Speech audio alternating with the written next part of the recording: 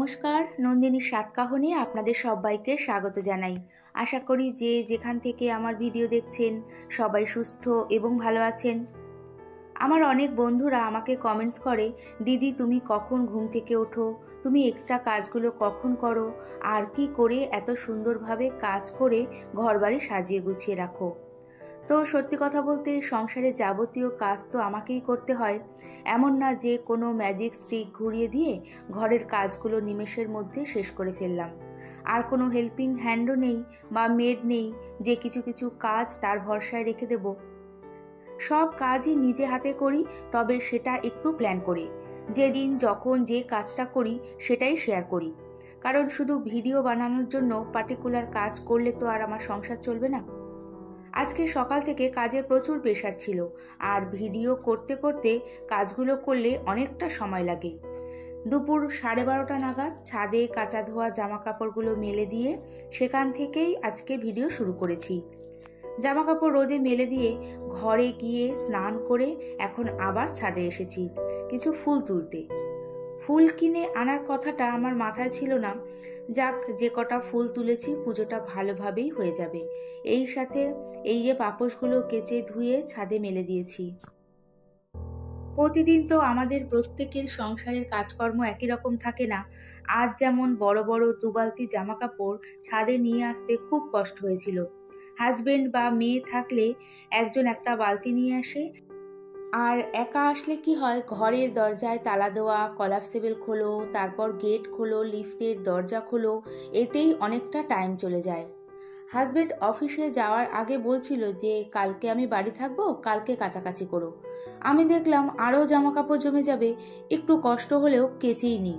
টুকটাক আবার ব্যালকনিতে মেলেছি। এরপর পুজোটা দিয়ে নিয়েছি, সাথে সেন্ট এক্সপেরাইডের কাছে ক্যান্ডেল জ্বালিয়ে প্রে করলাম। এখন খাওয়া দাওয়া কমপ্লিট করে রান্নাঘরে আমার সুবিধার জন্য কিছু কাজ করে রাখছি। বুঝতেই তো পারেন যে একা যখন সংসারের A to Z কাজ করা হয় না, তখন দিনের 24 ঘন্টাও অনেক সময় মনে হয় কম পড়ে যায়। তাও তো এখন শীত প্রায় চলেই গেছে আমাদের এখানে, তাই দিনের বেলায় টাইমটাও একটু বেশি পাওয়া যায়, আর কাজ করেও শান্তি। যখন তখন অন্তত জলের কাজ তো করা যায়। আর শীতের মধ্যে বেলার দিক ছাড়া ওই জলে হাত দেওয়ার ব্যাপারটা খুবই কষ্টকর। এদিকে রান্নাঘরের কিছু কিছু কন্টেনার প্রায় ফাঁকা হয়ে গেছিল, সেগুলো এখন ভালো করে ধুয়ে পরিষ্কার করে নেব, সাথে কিছু জিনিস রিফিল করে নেব। প্রথমে ভাবছিলাম কাজটা এখন করব কি করব না, নাকি দুপুরে প্রায় বিকেল 5টা পর্যন্ত 3 ঘন্টা ঘুমাবো। এদিকে কাজগুলো করাও ভীষণ প্রয়োজন ছিল। যাই হোক, আর ভাবনা চিন্তা না করে কাজে লেগে পড়েছি।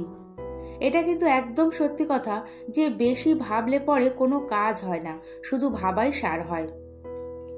এই তো এখন কিছু পুরনো আর সাথে নতুন 3টে কন্টেনার আর সাথে তেলের কন্টেনারগুলো পরিষ্কার করে রাখছি।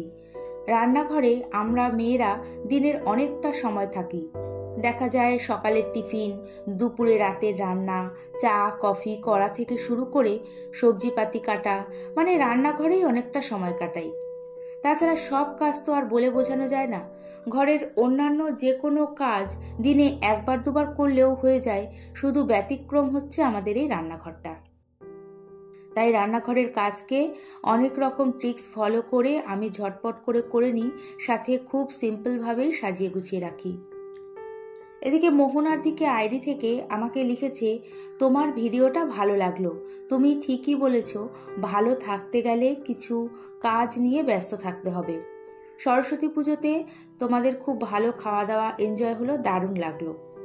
অনেক অনেক ধন্যবাদ তোমাকে কমেন্টস করার জন্য।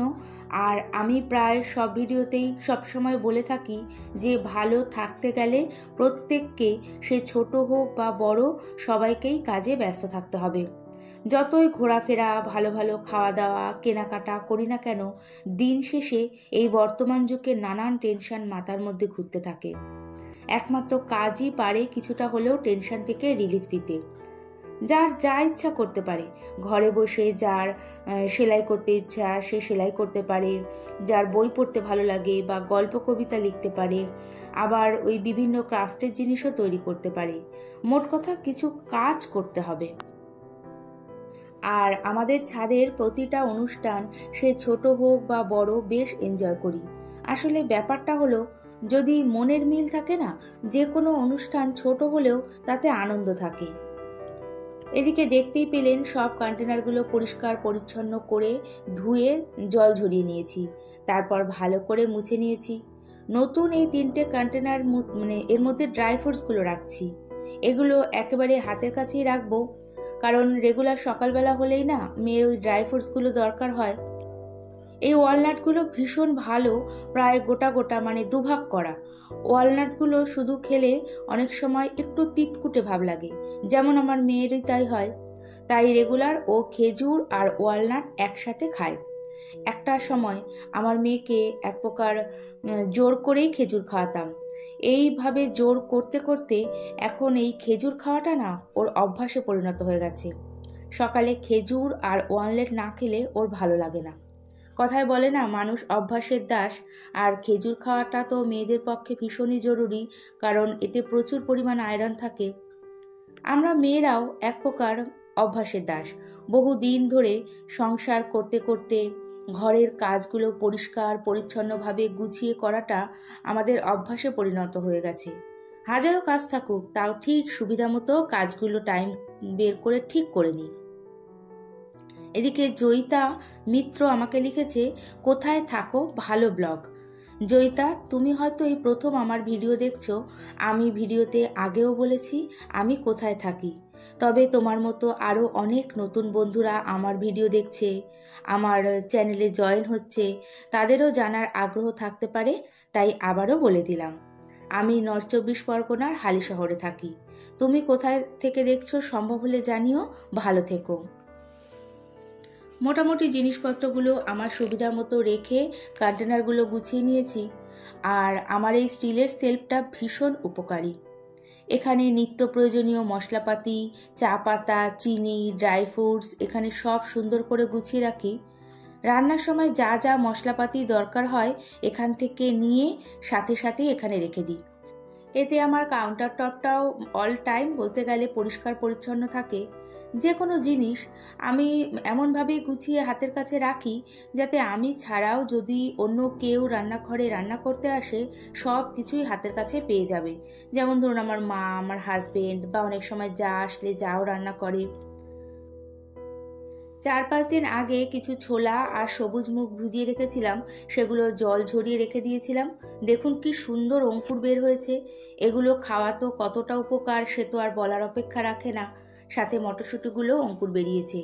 এগুলো অল্প অল্প করে মিশিয়ে একটু আলু সিদ্ধ ছোট ছোট করে কেটে তেঁতুল জল দিয়ে নুন, লঙ্কা, সাথে যদি থাকে চাট মশলা, সব কিছু দিয়ে মেখে খেতে কিন্তু দারুণ টেস্টি লাগে। আমি তো ভাবছি আর খেতে ইচ্ছে করছে। এরই সাথে ভিডিওটি দেখতে দেখতে ভালো লেগে থাকলে একটা লাইক করে দিতে ভুলবেন না। আর ভিডিওটি কেমন লাগলো একটা কমেন্টসের মাধ্যমে জানিয়ে চ্যানেলটি সাবস্ক্রাইব করেও রাখতে পারেন।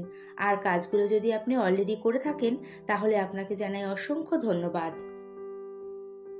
আজকে দুপুরে আর ঘুমাইনি। রান্নাঘরের কাজ কমপ্লিট করে ছাদ থেকে সমস্ত শুকনো জামা কাপড়গুলো তুলে এনে ওই আধ ঘন্টা মতো শুয়ে একটু রেস্ট নিয়েছি। আর কিছুটা ভিডিও এডিটিংয়ের কাজ করেছি। এরই মধ্যে সোনাও কলেজ থেকে ফেরার সময় রোজ দিন ওই স্টেশনে নেমেই আমাকে ফোন করে। আমি সাথে সাথেই চা বসিয়ে দিই। ঘরে এসে ড্রেস চেঞ্জ করে হাত পা ধুতে ধুতে আমার চাটাও হয়ে গেছে। একটু আগে চাটা বসাই কেন, আমার আবার চা করতে একটু বেশি টাইম লাগে। ওই কোনো রকম চা আমরা আবার খেতে পারি না। মা মেয়ে দুজনেই চা খেতে ভীষণ ভালোবাসি। আর দুধ চায়ের প্রতি একটা আলাদাই ভালোবাসা। অনেক সময় এমন হয় যে দুধ চা খেলেই মনটা ভালো হয়ে যায়। কার কার এমন ফিলিংস হয় জানাবেন। এদিকে তিয়াশা পাল লিখেছে, পরিপূর্ণ video, thank you. MMD family blog থেকে লিখেছে, দারুণ দিদি, থ্যাংক ইউ। নন্দিতা দেবধর আমার বেশ কিছুদিন আগের ভিডিওতে গিয়ে কমেন্টস করেছে, তোমার ভিডিও আমার দারুণ লাগলো। আর তোমার 5 মিনিটের টিপস আমার জন্য ফলদায়ক হয়েছে। আর তোমাকে একটা ধন্যবাদ দেবার আছে। তোমার ভিডিও দেখে আমি আমার বাড়ির কাজ নিজে হাতে করা শুরু করেছি, তবে তোমার মতো পরিপাটি করে পারি না। আমার বেশ সুন্দরভাবে সময় কাটছে। 3 মাস হলো নিজে হাতে কাজ করছি। আমার বডি ওয়েট কমেছে, তাতে একটু হাঁটু ব্যথাও কমেছে। বোন, কি আর বলবো তোমাকে, তুমি তো তোমার মনের অনেক কথাই আমার সাথে শেয়ার করো। জীবনে কাজ করবার জন্য একটু সাপোর্ট আর মোটিভেশন এর প্রয়োজন হয়, সাথে মনের জোর। যাই হোক, একা সংসারের কাজ করছো শুনে ভালো লাগলো। দেখবে আগের থেকে ঘরদুয়ার আরও গোছানো থাকবে। তুমি তো বলেছো তুমি থাইরয়েডের পেশেন্ট, ওয়েট কমেছে শুনে খুব খুশি হলাম। ফিজিক্যাল অ্যাক্টিভিটি যত বেশি করবে, যে কোনো ব্যথা সাথে ওয়েটটাও কমবে। যাই হোক, ভালো থেকো। আর তোমার মেয়ে কোন ক্লাসে পড়ে? চা খেয়ে সন্ধে দিয়ে ওই 6টা নাগাদ বাজারে গেছিলাম ফুল আনতে, সাথে একটু দরকার ছিল, তাই বোনের ফ্ল্যাটে গেছিলাম। বোন এখনও স্কুল থেকে ফেরেনি, তাহলে আমাকে আর কষ্ট করে যেতে হতো না। যাই হোক, এখন এই তো সব জামা কাপড়গুলো টাইম নিয়ে ভালো করে পাট করে ভাঁজ করে রাখছি। বেশিরভাগ দিন এই সন্ধ্যের পরেই আমার এই জামা কাপড় ভাঁজ করার রুটিনটা থাকে। প্রমিলা লাইফস্টাইল থেকে লিখেছে, আপনার প্রতিটি কথা খুব ভালো লাগলো, অনেক অনেক ধন্যবাদ তোমাকে। তুলু ভট্টাচার্য লিখেছে, ফার্স্ট আসলাম তোমার ভিডিওতে, খুব সুন্দর করে গুছিয়ে ভিডিওটা করছো, খুব ভালো লাগলো, থ্যাংক ইউ। আরও কমেন্টসের অপেক্ষায় রইলাম। কবিতার কথা থেকে লিখেছে, দারুণ হয়েছে দিদিভাই, থ্যাংক ইউ। কথা ও আবৃত্তি থেকে লিখেছে, খুব সুন্দর ভিডিওটা, ভালো লাগলো, থ্যাংক ইউ। এদিকে আশা বিশ্বাস লিখেছে, আমারও হেল্পিং হ্যান্ড নেই, তোমার মতো কাজ করি আমি, থ্যাংক ইউ। আর কাজ একা করে দেখবে যে যথেষ্ট ঘরটা পরিষ্কার পরিচ্ছন্ন থাকবে। বেশিরভাগ জামা কাপড় ভাঁজ করে নিয়েছি, বাদ বাকি যে কটা রয়েছে এগুলো হাজবেন্ডের প্যান্ট শার্টগুলো, এগুলো একটা ব্যাগে ভরে রেখে দেবো, এগুলো আয়রন করতে দিতে হবে। একটা সময় তাও কিছু কিছু জামা কাপড় আয়রন করতাম, তবে এখন ওই হাতে ব্যথা আর নিচু হয়ে ভাঁজ করতে গেলে প্রচণ্ড কোমর ব্যথা হয়, তাই আর করা হয় না। এরপর ঘরের টুকটাক আরও কিছু কাজ রয়েছে, সেগুলো আর ভিডিও করিনি, কারণ তাহলে ভিডিওটা অনেক বড় হয়ে যেত। এরই সাথে আবারও দেখা হবে এই আশা নিয়ে আজকে ভিডিওটি এখানেই শেষ করছি। আর এতক্ষণ আমার সাথে থাকার জন্য অনেক ধন্যবাদ।